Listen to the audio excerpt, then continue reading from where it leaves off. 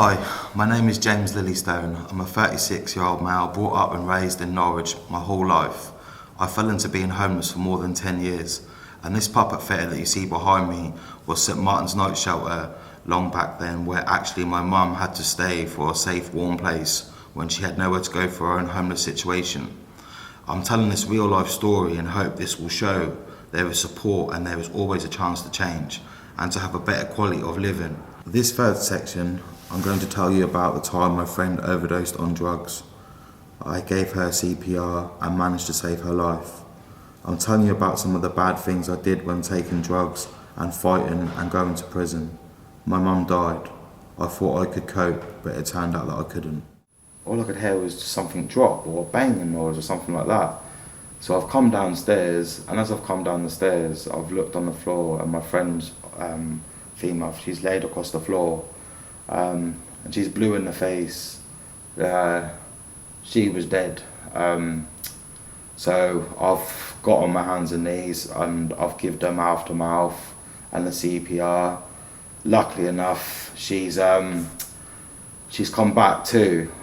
She's sick, been sick, and I've managed to roll her over to clear her airways. The ambulance people have turned up, and he said if he hadn't have called us and hadn't got her when we got her, she wouldn't be here today. To be honest, it was a horrible experience, because to till this day I still remember the taste in my mouth of her mouth.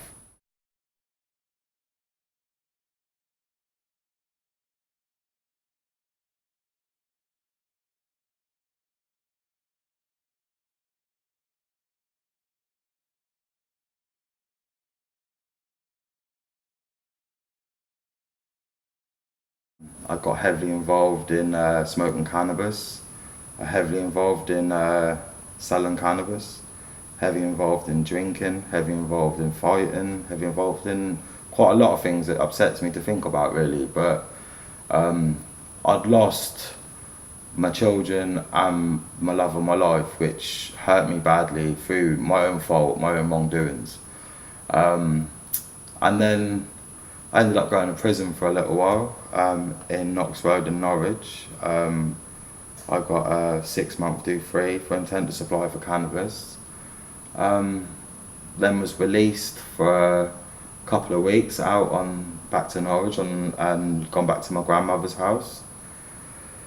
A week later, my mum took her own life, so it was hard for me. So I'm in a new situation where not only am I fighting demons from the past, and I've got to deal with the neglection and all the mad stuff I'm going through myself, I've now got to contemplate the fact that now my mum's gone. But now I know she's gone. She's not just neglected me, she's not around, she's gone for sure this time, do you know what I mean? So it's a real thing. So it's heavy for me. For a short amount of time, I managed to actually scrape a little bit back of life after this has happened, and settled down for a little while and had a job and was doing all right. Was doing window fitting and working and doing some good stuff and getting good money.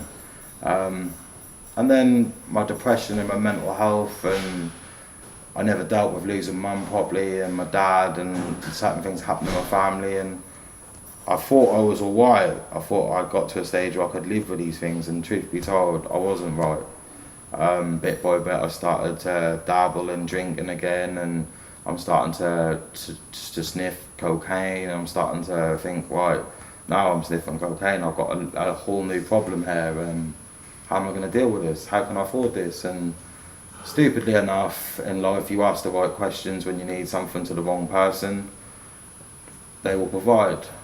So I've dug a hole that was so deep into a pit. So I've got more involved in situations, and I'm involved in things that I never imagined myself being involved in before. Where now it's gone from cannabis, I'm now dealing with cocaine. And then obviously, eventually, I'm now selling cocaine, and I'm selling weed as well, and I'm involved in things I'm not happy about, because I needed to feed my habit that I had at the time. I needed to keep my brain not remembering that I'd lost my mother and not remembering the losses, and I was just not dealing with it, so I needed to constantly have something there to stimulate me.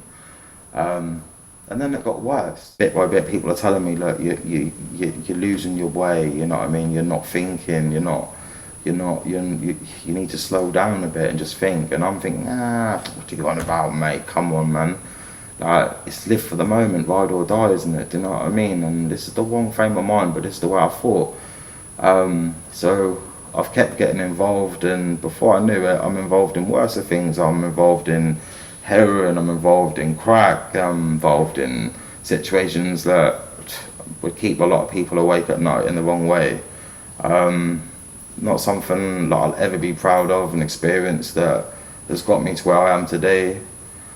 But it's a very daunting thing, and I feel for anybody who has addictions and these things wrong with them, and people that stigmatise and say you're disgusting and you're dirty and you're a homeless tramp or whatever, because these people are real people, yeah?